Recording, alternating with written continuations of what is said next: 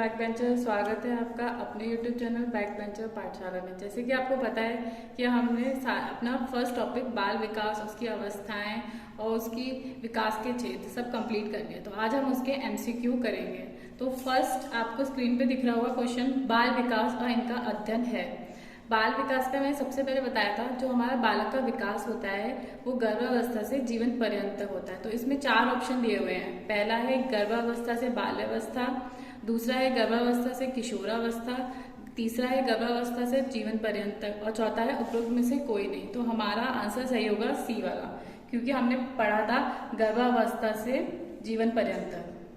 तो हमारा चारों ऑप्शन में से सही ऑप्शन है सी, गर्भावस्था से जीवन पर्यंत तक, क्योंकि हमने पढ़ा था कि जो बालक का विकास होता है, जो फर्स्ट वीडियो में हमने पढ़ा था, गर्भावस्था से जीवन पर्यंत तक होता है। अब सेकंड क्वेश्चन आपको डिस्प्ले पे दिख रहा होगा, बाल विकास इनका अध्ययन है। इसमें 4 ऑप्शन दिए हुए हैं और उसमें जो फर्स्ट ऑप्शन है बालक के विकास के विभिन्न पहलुओं का, बालक के व्यवहारों का, विकास को प्रभावित करने वाले तत्वों का, उपरोक्त तीनों का।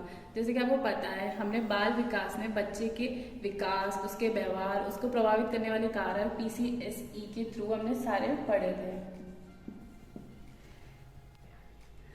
तो इसमें जो पहला ऑप्शन है बालक के विकास के विभिन्न पहलुओं का, जो कि हमने विभिन्न पहलुओं में उसका विकास पढ़ा था, फिजिकल, कॉग्निटिव, सोशल और इमोशनल। दूसरा है बालक के व्यवहार का था, जैसे जैसे बालक शैशवावस्था में व्यवहार करता था, फिर बाल्यावस्था में, किशोरावस्था में, ये सारा हमने डिस्कस करा था सेकेंड वीडियो में।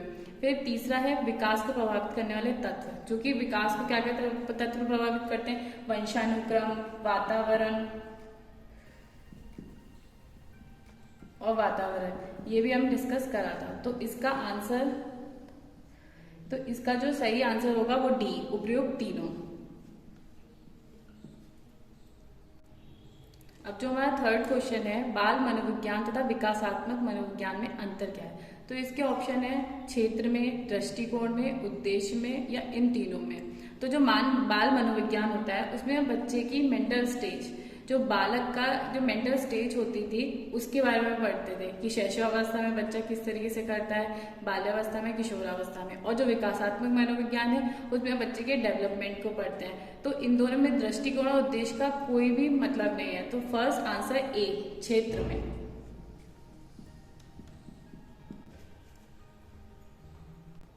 अब हमारा फोर्थ क्वेश्चन है वृद्धि का अर्थ। इसमें ऑप्शन है आंतरिक और बाह्य अंगों का बढ़ना, केवल बाह्य अंगों का बढ़ना, केवल आंतरिक अंगों का बढ़ना, शारीरिक व मानसिक रूप से बढ़ना। तो जो हमने पढ़ा था, जो हमारी वृद्धि होती है वो आंतरिक और बाह्य दोनों अंगों से होती है। तो जो हमारे बाह्य अंग होते हैं, जैसे जैसे बच्चा डेवलप होता है उसकी हाइट, उसका वेट, ये सब बढ़ता है। और आंतरिक रूप से जो हमारी बोन्स होती हैं, जो हर अवस्था में चेंज हो रही होती हैं, जो हमने पढ़ी थी वो, इसलिए इसका आंसर सही है ए, आंतरिक और बाह्य दोनों। फिफ्थ क्वेश्चन है विकास के क्षेत्र हैं, जो कि हमने पढ़ा ही था कि फिजिकल, कॉग्निटिव, सोशल और इमोशनल। तो इसमें आपको ऑप्शन से साफ साफ पता चल रहा है कि डी आंसर सही है, ये तीनों।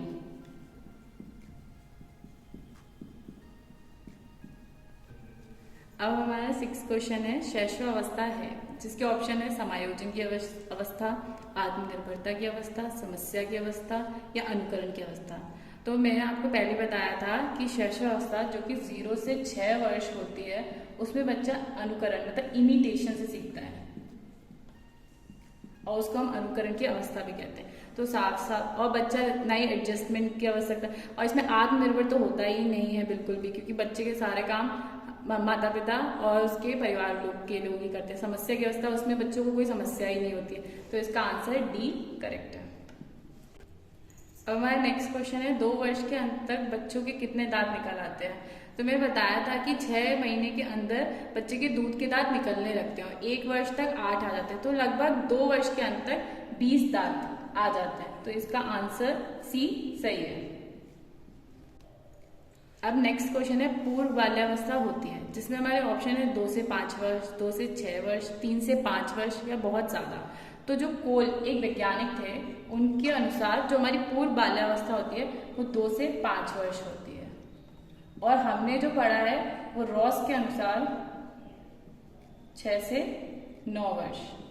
तो आपको जैसे इस ऑप्शन में हमें 6 से 9 कहीं नहीं मिल रहा है, तो हम 2 से 5 सही लगाएंगे, और अगर हमारे ऑप्शन में 6 से 9 होगा तो हम 6 से 9 वर्ष लगाएंगे। तो इसका सही आंसर है ए, 2 से 5 वर्ष। अब हमारा नेक्स्ट क्वेश्चन है, बालकों में ईर्ष्या की उत्पत्ति कितने वर्ष की अवस्था से होती है? तो इसमें हमारे ऑप्शन है 1 से 1.5 वर्ष, 2 से 3 वर्ष, 1.5 से 2 वर्ष, 3 से 4 वर्ष।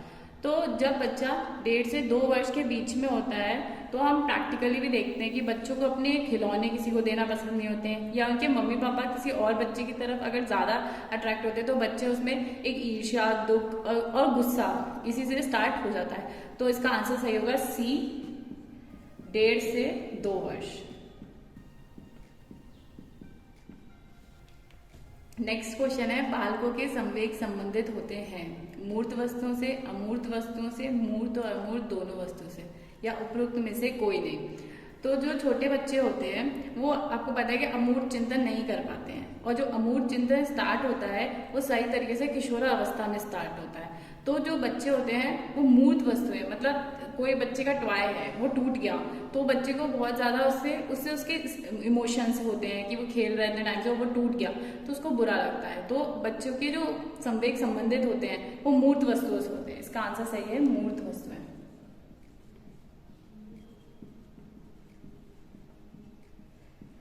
ठीक है, अब हमारा नेक्स्ट क्वेश्चन है, किशोरावस्था में इनमें से किसका भय अधिक होता है? जानवरों का, व्यक्तियों का, विद्यालय का, या काल्पनिक संभावनाओं का? तो किशोरावस्था जो होती है हमारी 12 से 18 वर्ष, और मैंने बताया था कि जो किशोरावस्था होती है उसमें बच्चों को भविष्य का भय होता है। तो इसमें से जो सही ऑप्शन है वो डी, काल्पनिक संभावनाओं का भय। अब नेक्स्ट क्वेश्चन है, किशोरावस्था में कौन सा संवेग तीव्र होता है? क्रोध, ईर्ष्या, भय, प्रेम व स्नेह। तो जो ईर्ष्या थी वो हमने बता दी थी कि बच्चों को 1.5 से 2 वर्ष में स्टार्ट हो जाती है। भय जो होता है वो बच्चों को सब चीजों का इतना नहीं होता है। जो सबसे ज्यादा स्ट्रॉन्ग होते हैं जो संवेग वो प्रेम और स्नेह होते हैं, डी।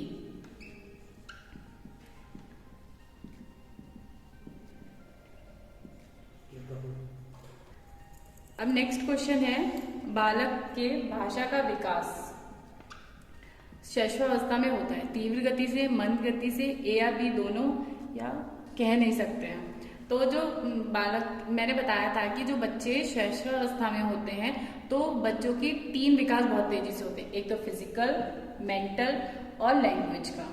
तो इसका सही आंसर होगा ए, तीव्र गति से।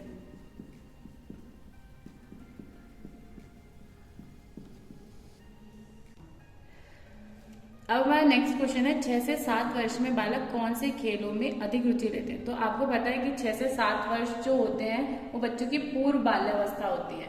तो इसमें बच्चे एक गैंग बनाना में, मतलब एक स्थायी सदस्य नहीं होते। स्थायी सदस्य जो होते हैं बच्चे उत्तर बाल्यावस्था में बनते हैं, लेकिन बच्चे इसमें समूह में रहना शुरू कर देते हैं। तो इसका सही आंसर होगा बी, ग्रुप, मतलब सामूहिक। अब हमारा लास्ट क्वेश्चन, विकास की किस अवस्था में बुद्धि का अधिकतम विकास होता है? तो इसके ऑप्शन है बाल्यावस्था, शैशवावस्था, प्रौढ़ावस्था और किशोरावस्था। जैसे कि आपको पता है कि बच्चे अपने तार्किक काम या अमूर्त चीजें, इमेजिनरी चीजें, जितने भी काम होते हैं वो सब किशोरावस्था में जाके करता है। तो जो अधिकतम विकास होता है बच्चों का वो किशोरावस्था में होता है, और इसका ऑप्शन सही है सी, किशोरावस्था।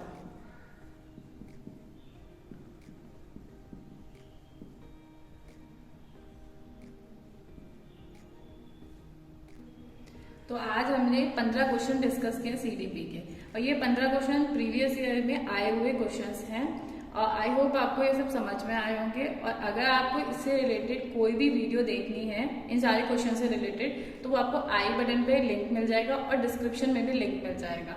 Thank you for watching.